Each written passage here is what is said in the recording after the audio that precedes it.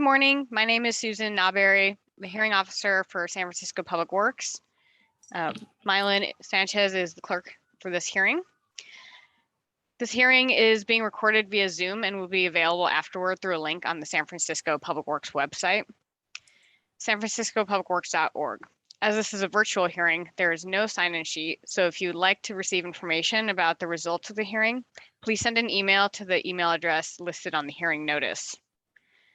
This public hearing is being held to consider two items.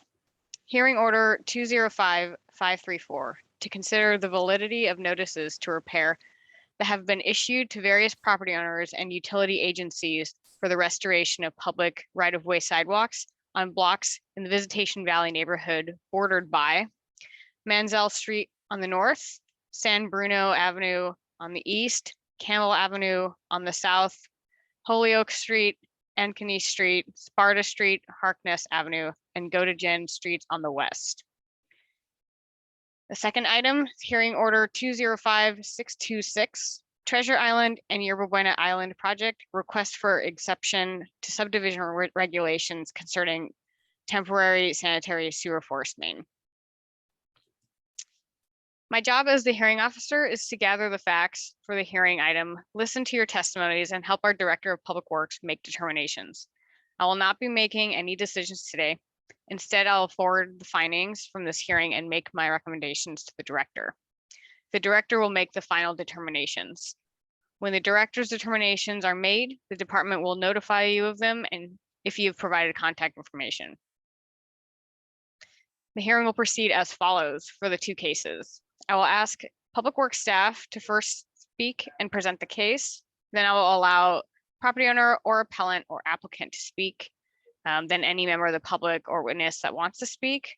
Then the department, if they would like to address any comments. And then the property owner, if the person has any rebuttals. Each speaker will only have 3 minutes to speak, and the clerk will monitor the time for all speakers and will indicate when the speaker has 30 seconds left. If you're a party to this proceeding, I will call you to speak. If you would like to use visual materials in your presentation, please let us know before you speak, and then we'll promote you to a panelist and you'll have standard 3 minutes for your comments. If you're a member of the public or witness who wants to speak, please wait for the public comment section and then use Zoom to raise your hand to put yourself in the queue to speak. When it is your turn to speak, I'll recognize you. And if you would like to use visual materials, please let us know before you speak. We'll promote you to a panelist, and then you'll have 3 minutes to provide your comments. Comments and questions should be addressed to me and not to the department or the applicant or property owner or appellant. If you cannot finish your comments within the allotted time, you may submit written testimony to me by the end of this hearing. If I feel that a question is warranted, I will ask the question. After all comments are completed, I will close the item. We will now begin the hearing. And can the first presenter? Good morning, everyone. Good morning, hearing officer. Just wanted to check, can everybody hear me well? Yes. Okay. Hi, my name is Woo-Ju Chung. I am a senior street inspector with Public Works. I am presenting on behalf of Bureau of Street Use and Mapping. This is for SERP, and that's short for. So. Go ahead. I'm sorry, go ahead. SERP is short for Sidewalk Inspection Repair Program, and this is for phase 153. The borders were mentioned previously by the hearing officer, but I'll just repeat them again. Manziel Street on the north, San Bruno Avenue on the east, Campbell Avenue on the south, and Holyoke Street, Ankeny, Sparta, Harkness Avenue, and Gotigen Street on the west.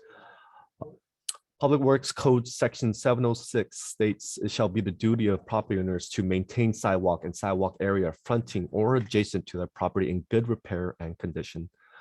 That said, this public hearing is to consider the validity of notices to repair that have been issued to various property owners and utility agencies for the restoration of public right-of-way sidewalks. sidewalk inspection and repair program was enacted by the city in 2007 to improve the pedestrian path of travel by inspecting and notifying property owners of defects requiring repair. Under city and state codes, property owners are responsible to maintain the sidewalks fronting their properties. This program differs from past inspection programs by providing funding for the city to allow property owners the option to have the city repair the sidewalks for them and to invoice them upon completion of the work. Part of the CERP process is to hold public hearings for property owners to express their concerns as to the validity of the required sidewalk repairs. Since its inception, the CERP program has conducted inspections along 1,845 blocks in neighborhoods throughout the city. I will leave it at that.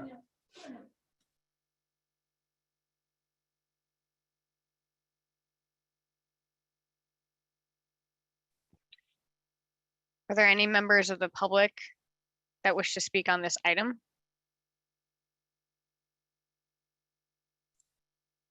If you are on the phone, please hit *9 or use the raise the hand feature.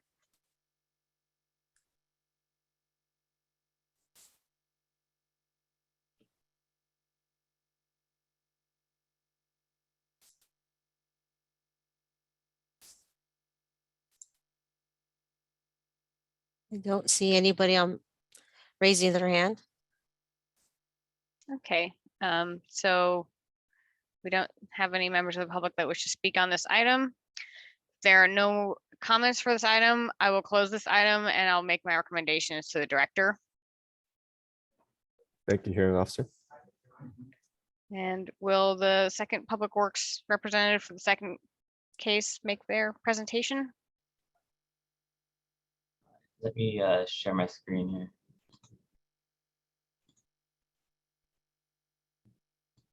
Can you see my screen? Yes. You're good, Denny. Okay, great. All right. Good morning, hearing officer. My name is Denny Fan, and I'm a project manager with Public Works Infrastructure Task Force. And I'll be presenting PW Order 205626. That's in regard to a developer's request for exception to the subdivision regulations for the Treasure Island and Yerba Buena Island project. First, I'd like to give a very brief introduction to the Treasure Island Yerba Buena Island project.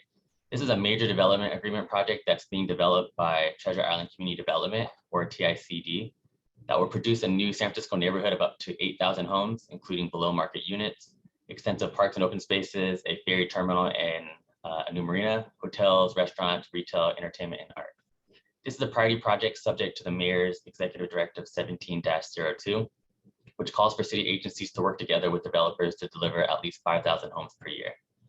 Public Works Infrastructure Task Force of the IDC Bureau of Project Management is managing the coordination, permitting, inspection, and acceptance of the overall infrastructure improvements, including sewer, water, and electrical lines, roads and sidewalks, and other critical infrastructure. This project is being built in 4 major phases, and work on phase 1 started in 2016. This phase 1 area, shown in pink, is roughly includes the area on Yerba Buena Island west of the Bay Bridge, or left of the Bay Bridge here, and the southeast quadrant of Treasure Island. The developer is currently nearing completion of the infrastructure on the first 5 subphases of phase 1, which is highlighted here in color. 2 vertical building developments are also under construction and slated to be open early next year, which are shown as the 2 yellow circles. One is on Yerba Buena Island and the other is on Treasure Island.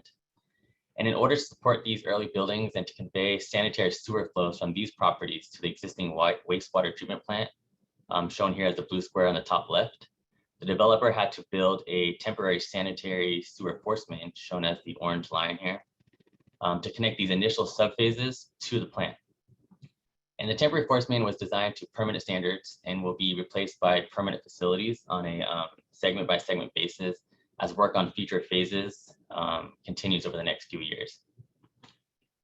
Now, the subdivision regulations states that the subdivider shall be responsible for ownership, operation, maintenance, and liability of the temporary sanitary sewer force main. And the primary reason for this clause is because this is a temporary facility that will be eventually replaced by a permanent sewer main system that the city would then accept. However, after much discussion between TIDA, who is the Treasure Island Development Authority, SFQC, and the developer, TIDA would instead like to take ownership of this force main and enter into an operations agreement with SFQC to maintain. A major reason for this is because SFQC, as the city's caretaker of our sanitary sewer system, will be accepting other permanent infrastructure for phase 1 that rely on this temporary force main. So by also maintaining the temporary force main, SFQC could better maintain the overall system and respond to maintenance issues in a timely manner. In addition, this ensures the timely completion and occupancy of future new residential buildings as they come online by ensuring that there's adequate sanitary sewer service that is properly maintained. Therefore, the subdivider is requesting an exception to the subdivision regulation that I just mentioned earlier to allow them to instead offer the temporary sewer force main to TIDA. TIDA, SFQC, Public Works, and the City Attorney's Office have reviewed this exception request and find it acceptable. And staff recommends that the director grant this exception request pursuant to Subdivision Code Section 1712 that allows the director to grant such a request if it does not create unnecessary hardships for the property, will not be materially detrimental to the public welfare, and is not contrary to the project documents or city regulations. And with that, I'm open to any questions if you have any. And we also have representatives from the developer on hand should we need them. Thank you for your time. Anybody from the public wish to comment? If you are dialing in, it's *9 to raise your hand. Or if you're on Zoom, just use the raise hand feature. Are there any public comments? Or would the developer like to speak?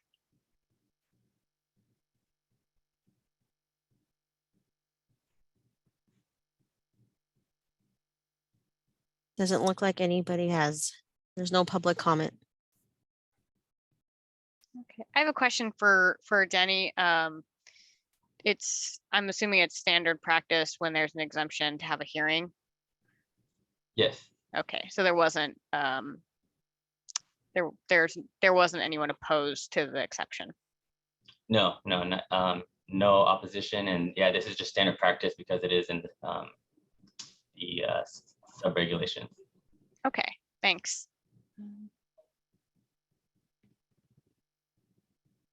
Are there any public comments on any of the items on the agenda?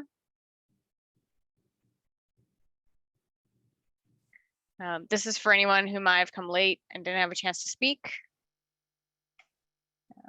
I do not see anybody raising their hand. Okay. If there are no public comments, I am closing this hearing. And the hearing is now closed.